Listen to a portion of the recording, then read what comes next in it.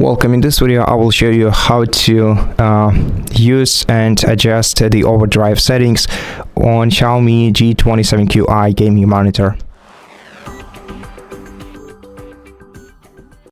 So to access the settings, we're gonna have to press the joystick that is located on the back side of the monitor. You can reach it from the right side, short press it, then drag it to the right to open the OSD menu. Here, in order to use overdrive settings, we're gonna need to enable the game mode.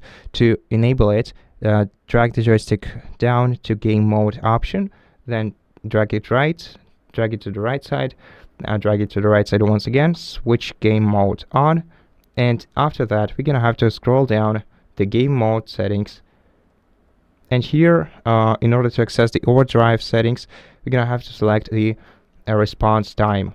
Now the fastest response time that this device can offer is, if I'm not mistaken, 1 millisecond. So if you want to use this response time, you have to go into this menu and select fastest.